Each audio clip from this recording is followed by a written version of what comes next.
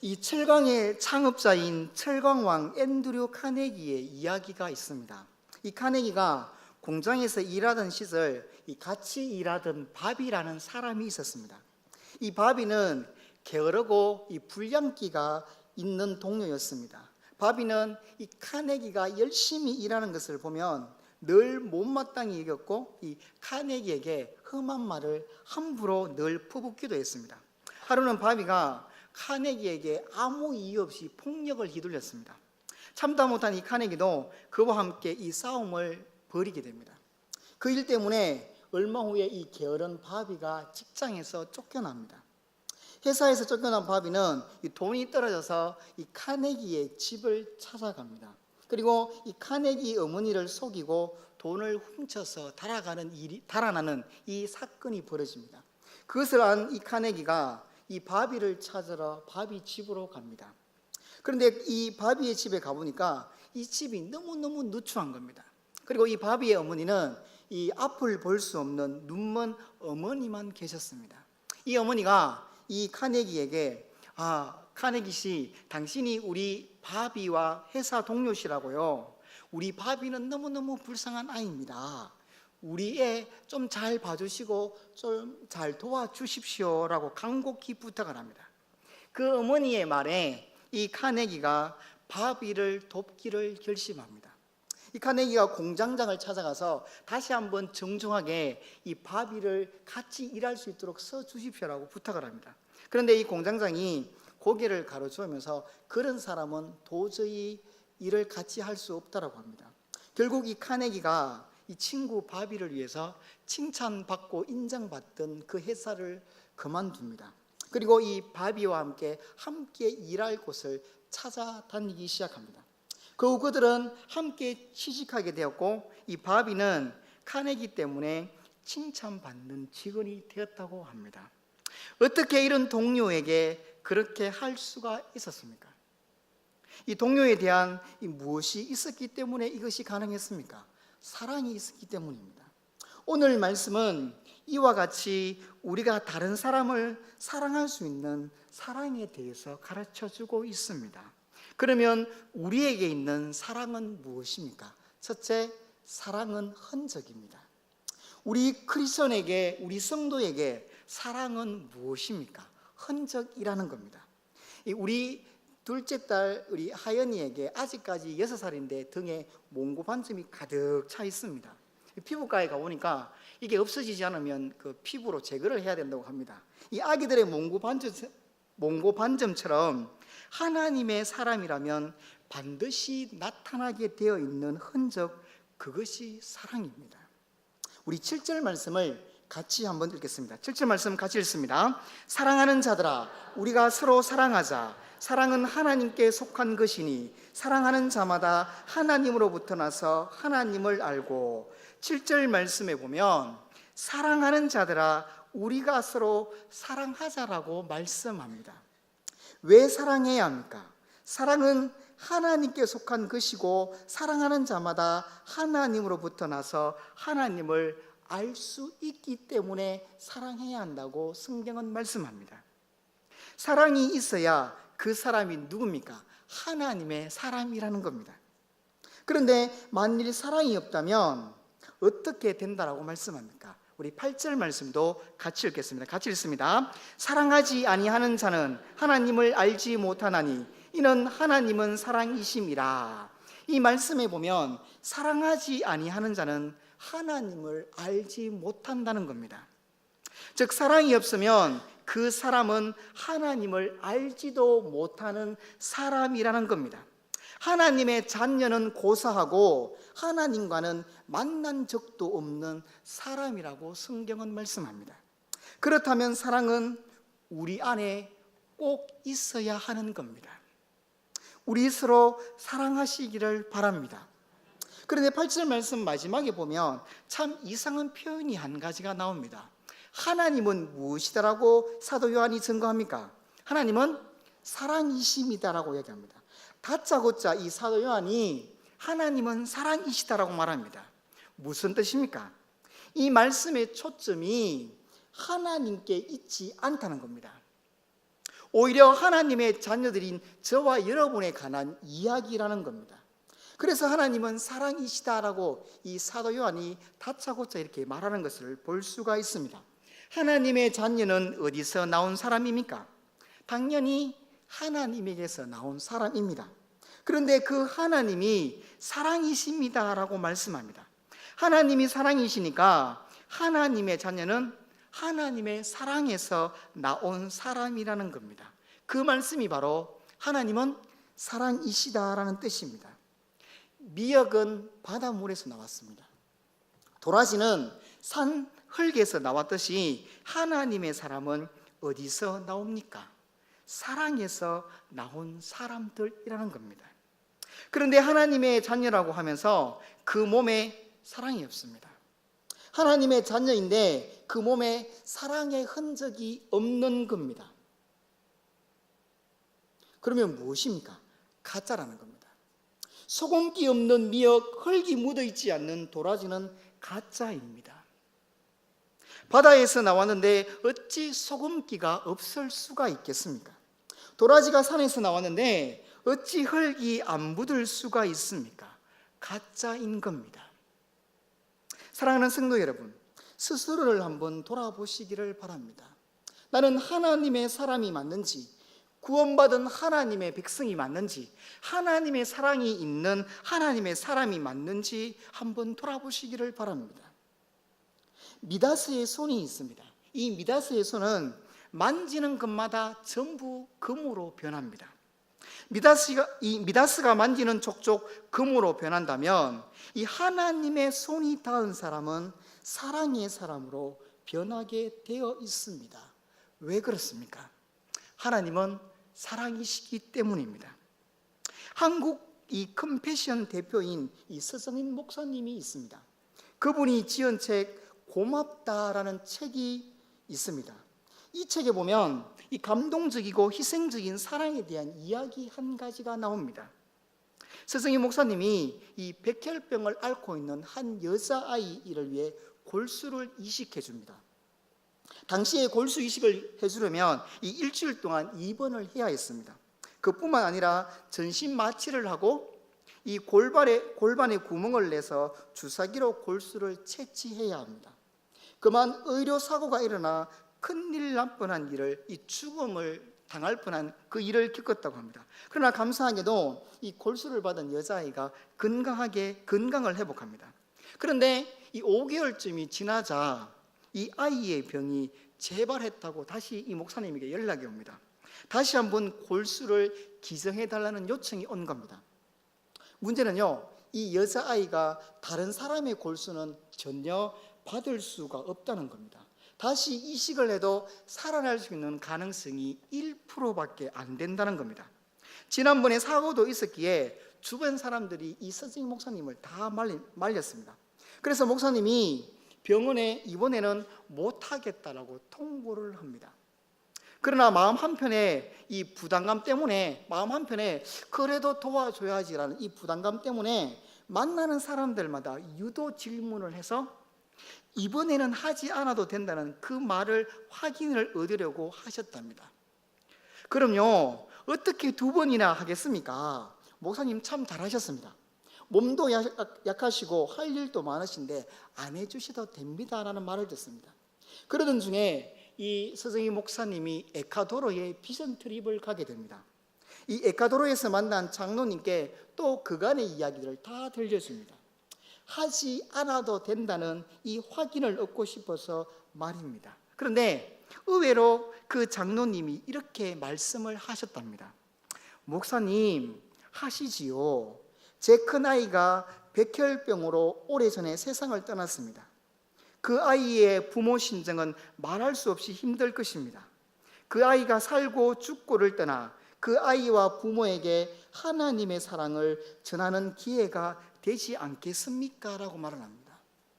서정희 목사님이 그날 호텔로 돌아와서 이 답답한 마음으로 하나님 앞에 엎드려 기도를 합니다. 기도하는 가운데 하나님께서 이렇게 마음으로 말씀하시더랍니다. 만약 그 여자아이가 내 친딸이었다면 너는 그 아이를 포기할 수 있겠니? 설사 1%의 가능성밖에 없다고 해도 마리아라는 말을 주더랍니다. 망치로 머리를 한 대 맞은 것 같더랍니다. 그러면서 하나님께 또 못을 박듯이 다시 한번 마음을 울리셨다고 합니다. 그 아이는 내 것이라는 말이 있더랍니다. 그래서 병원과 아이의 부모에게 생각이 바뀌었다고 전하기가 너무 민망했답니다. 하지만 이런 일을 하는 것이 자원하는 마음도 아니었고 숭고한 동기도 없다는 것을 꼭 밝혀야 한다는 생각에 그 아이 어머니에게 편지를 씁니다. 그래서 눈물이 쏟아져 나왔습니다. 딸아이의 생명을 놓고 그 부모가 얼마나 애간장이 녹았을지 느껴졌기 때문입니다. 편지 제목을 부끄러운 목사라고 쓰고 그간의 마음과 상황을 솔직하게 적었습니다. 하나님의 마음에 항복했기에 골수 이식을 한다고 했습니다. 그리고 편지 말미에 이렇게 썼다고 합니다. 우리 예수님께 매달립시다. 아이가 죽고 사는 것은 하나님께서 정하셨다고 믿습니다. 우리 예수님을 붙잡읍시다 라고 적었습니다. 한국에 돌아옵니다. 그리고 바로 병원으로 가서 이식 준비를 합니다. 이 아이의 어머니에게 답장이 왔습니다. 5장이나 되는 긴 편지였는데 이 편지장마다 어머니의 눈물 자국이 흔적이 보였습니다. 한 번도 아니고 2번이나 골수 이식을 해주셔서 감사합니다. 딸아이가 무균실에서 너무 고통스러워하고 있어 감사의 편지를 쓸 겨를도 없었습니다. 목사님이 얘기하는 예수님이 누구인지 모르지만 저도 매달리겠습니다. 기도하겠습니다라는 답장을 준 겁니다. 어머니의 간절한 매달림과 이 기도가 응답을 받았습니다. 지금까지 이 아이가 건강하게 잘 지내고 있다고 합니다. 그리고 온 가족이 예수님을 믿고 교회에 다니고 있고 그 아버지는 다른 아이에게 자기의 골수를 이식해 주었다고 합니다. 그렇습니다. 한 사람의 감동적인 사랑이, 이 희생적인 사랑이 한 사람을, 온 가족을 살리는 기적을 이루었습니다. 사람을 살리는 이 사랑의 열매를 맺었습니다. 어떻게 이것이 가능할 수 있습니까? 하나님의 사랑 때문입니다. 하나님의 사랑의 흔적이 우리 마음속에 있을 때 이 사랑은 가능한 사랑이 될 수가 있습니다. 미역에서 소금 맛이 나듯 도라지에서 흙냄새가 나듯이 저와 여러분 안에 하나님 아버지의 사랑의 흔적을 가지시기를 바랍니다. 서로를 향한 따뜻한 사랑의 흔적이 나타나기를 주의 이름으로 축복합니다. 우리 서로 사랑합시다. 그러면 우리에게 있는 이 사랑은 무엇입니까? 둘째로 사랑은 빚입니다. 성도에게 사랑이 무엇입니까? 빚이라는 겁니다. 갚아야 할 빚이라는 겁니다. 우리에게 빚이 있습니다. 어떤 빚입니까? 바로 사랑의 빚이라고 성경은 말씀하고 있습니다. 우리 11절 말씀 같이 읽겠습니다. 같이 읽습니다.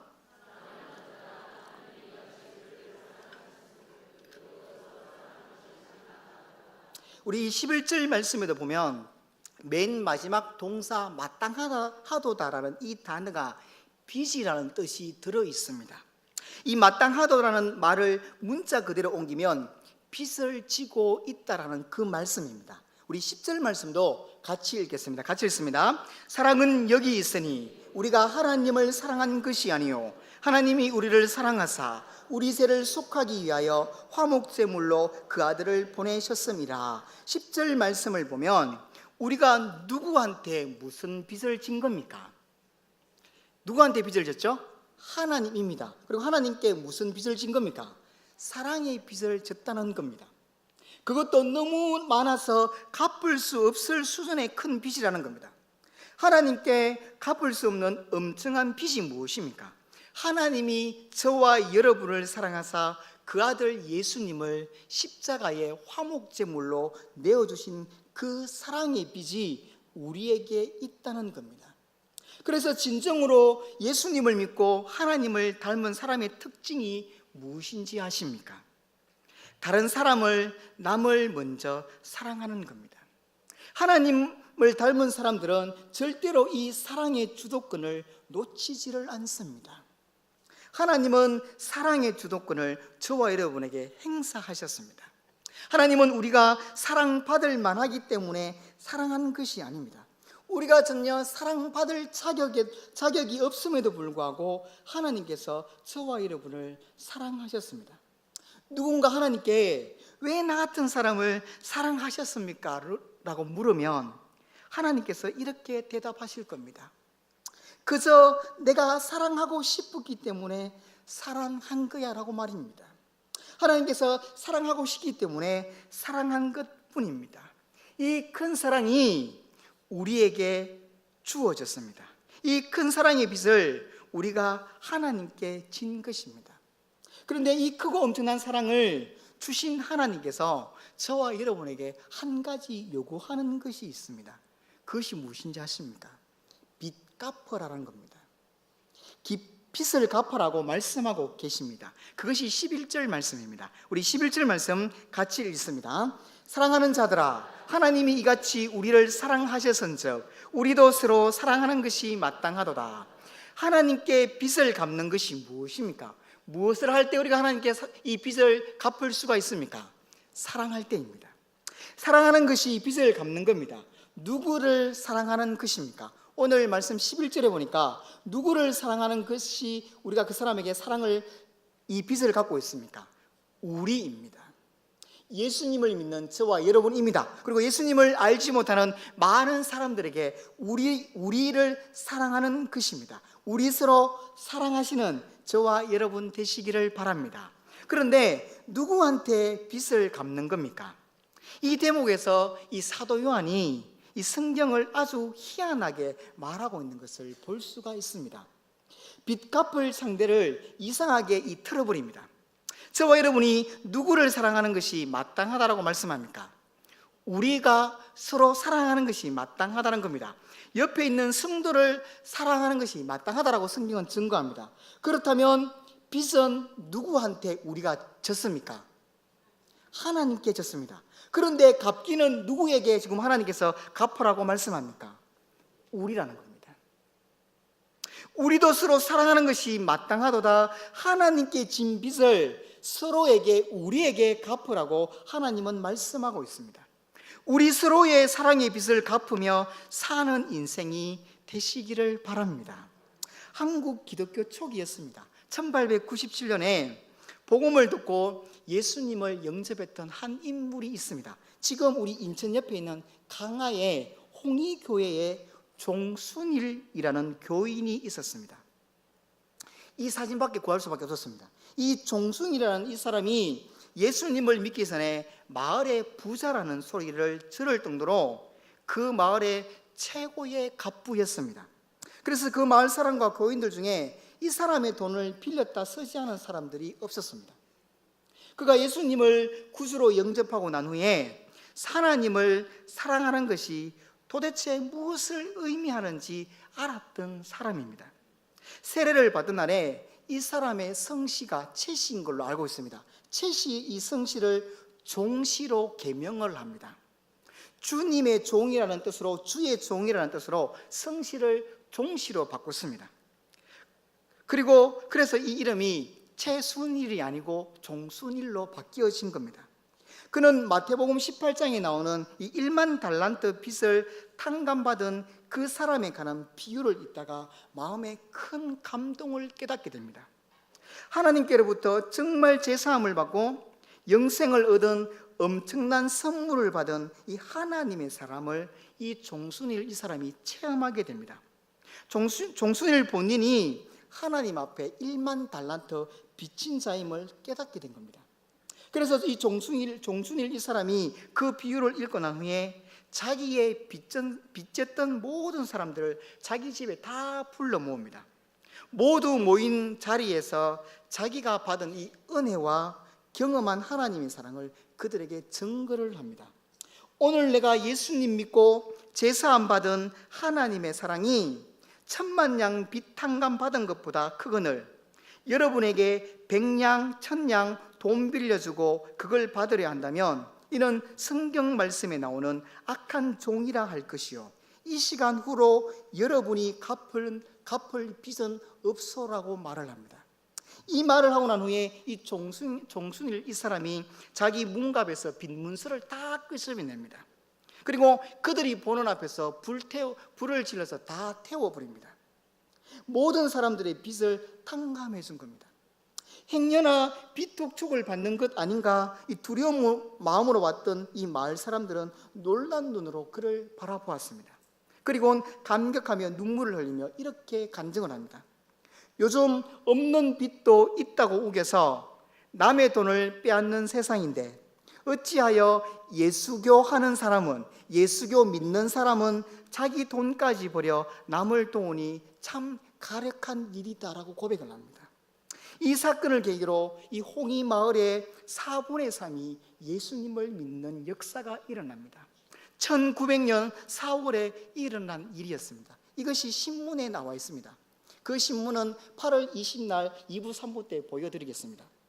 어떻게 이런 일이 가능할 수 있습니까?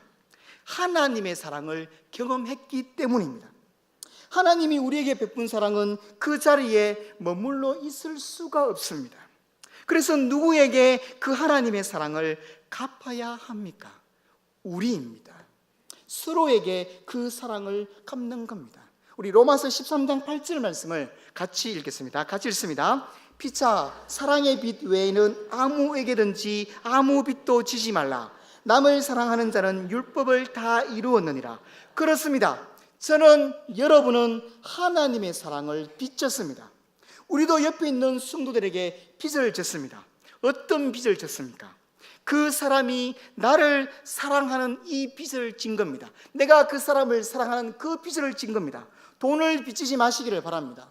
다른 어떤 것도 빚지지 마시기를 바랍니다. 오직 사랑의 빚, 사랑받는 빚만 지시기를 바랍니다. 사랑의 빚 외에는 다른 어떤 빚도 지지 않는 여러분이 되시기를 바랍니다. 오직 하나님께 진 빚을 우리에게 서로에게 갚으며 사는 염치 있는 저와 여러분 되시기를 주의 이름으로 축원합니다. 그러면 우리에게 있는 이 사랑은 무엇입니까? 마지막으로 사랑은 초청장입니다. 성도에게 있어서 사랑은 무엇입니까? 첫째로 흔적이었습니다. 성도에게 있어서 사랑은 무엇입니까? 빚이라고 말씀드렸습니다. 마지막으로 성도에게 있는, 우리에게 있는 사랑은 무엇이냐? 초청장이라는 겁니다. 그러면 누구를 부르는 초청장입니까? 하나님을 부르는 초청장이라는 겁니다. 하나님을 내 삶에 초대하는 초청장이 있는데 그것이 바로 오늘 성경에서 사랑이라고 증거합니다. 우리 12절 말씀을 같이 한번 읽겠습니다. 12절 말씀입니다. 어느 때나 하나님을 본 사람이 없으되 만일 우리가 서로 사랑하면 하나님이 우리 안에 거하시고 그의 사랑이 우리 안에 온전히 이루어지느니라. 불나방을 모으려면 무엇을 하면 됩니까? 불만 켜면 됩니다. 불이 있는 곳에 이 불나방이 알아서 달려듭니다. 꿀을 준비하면 벌과 나비가 옵니다. 예쁜 꽃이라고 오는 건 아닙니다. 생긴 것과는 상관없이 향이 좋은 꽃에 이 나비와 이 벌이 몰려들게 되어 있습니다. 그렇다면 하나님을 내 삶에 모시고 싶습니까? 내 안에 하나님이 오시면 좋겠습니까? 어떻게 하면 됩니까? 성경은 무엇이라고 증거하고 있습니까? 사랑하면 된다는 겁니다. 오늘 12절 말씀에 우리가 서로 사랑하면 하나님이 우리 안에 거하신다고 말씀합니다. 성경은 하나님을 내 안에 거하시게 하고자 원하느냐? 그렇다면 서로 사랑하면 된다라고 말씀합니다. 그럴 때 하나님께서 우리 안에 거하고 계신다고 말씀합니다. 내 삶 가운데에 하나님을 모시고 싶은 사람은 참 많습니다. 나와 함께 하시는 이 임마누엘 하나님을 순간순간 간절히 소망하는 사람은 참 많습니다. 그런데 그 하나님께 초청장을 보내는 사람은 잘 없는 것 같습니다. 무슨 말입니까? 서로 사랑하지 않는 겁니다. 우리의 기도가 하나님의 말씀이 내 삶 가운데에 하나님을 초대하는 것이라면 세상에서 가장 뜨거운 기도가 능력 있는 말씀이 무엇입니까? 사랑입니다. 우리가 서로 사랑하면 하나님이 우리 안에 거하실 겁니다. 찬양 가사 중에 사랑의 나눔 있는 곳에 하나님께서 계시도다라는 가사가 있습니다. 사랑의 나눔이 있는 곳에 하나님께서 계신다고 합니다. 그렇다면 비난과 미움이 있는 곳에는 하나님이 오실 수가 없습니다. 갈등이 있는 곳, 용서가 없는 곳, 험담과 뒷담화가 무성한 곳에는 하나님이 들어오실 수가 없습니다. 불이 나서 소방차를 불러놓고 그 진입로에 차를 대놓은 것과 똑같습니다. 길을 막고 있는데 어떻게 들어올 수 있습니까? 들어오지 말라는 겁니다. 어느 때나 하나님을 본 사람이 없어되 만일 우리가 서로 사랑하면 하나님이 우리 안에 거하실 거라고 말씀합니다. 사랑은 무엇입니까? 하나님을 내 삶 속에 모시는 부르는 초청장입니다. 사랑은 하나님을 모시고 하나님을 모시는 가장 강력한 기도이고 말씀인 겁니다. 오늘 주님께서 저와 여러분에게 하시는 말씀이 무엇입니까? 사랑하는 자들아, 우리가 서로 사랑하자라고 말씀합니다. 사도 요한에게 이 말씀은 어떤 말씀일까요? 자신의 비문에 새겨질 문구일 겁니다. 사도 요한의 별명이 무엇인지 아십니까? 우레의 아들이었습니다. 천둥 칠 때 같이 나타나는 그 우레 아시죠? 그 우레의 아들이었습니다. 원래 사도 요한의 성격은 직설적이고 잘못을 바로 그 자리에 지적해야 속 시원했던 사람이었습니다. 그런 사도 요한이 예수님을 통해 하나님의 사랑을 경험합니다. 그래서 이 평생 사랑을 실천하고 별명조차도 사랑의 사도가 된 제자가 바로 사도 요한이었습니다. 그래서 요한복음에 보면 자신이 이렇게 기록합니다. 예수님의 사랑받는 제자 요한이라고 그렇게 기록하고 있습니다. 그 사도 요한이 유언과도 같이 던져주는 말씀이 무엇입니까? 사랑하는 성도 여러분, 우리 서로 사랑하며 삽시다라고 외치고 있습니다. 성도에게 사랑이 무엇입니까? 사랑은 하나님의 흔적입니다. 그리스도인에게 사랑은 무엇입니까? 사랑은 우리가 서로에게 갚아야 할 빚입니다. 우리에게 사랑은 무엇입니까? 사랑은 하나님을 내 삶에 모시는 초청장입니다. 사랑하는 성도 여러분, 우리 서로 사랑하며 살아갑시다. 그럴 때에 하나님의 이 사랑이 우리를 통해서 흘러 넘칠 겁니다. 우리 순두교회 공동체가 이런 서로 사랑하는 일들을 통하여 하나님의 사랑의 흔적이 내 삶 속에 나타나고 하나님의 이 사랑을 갚아가는, 그리고 우리 삶 속에 매일 삶 속에 이 하나님을 모시는 그런 역사가 일어나는, 이 사랑을 맛보고 누리고 지나는 그런 저와 여러분 되시기를 주의 이름으로 축원합니다.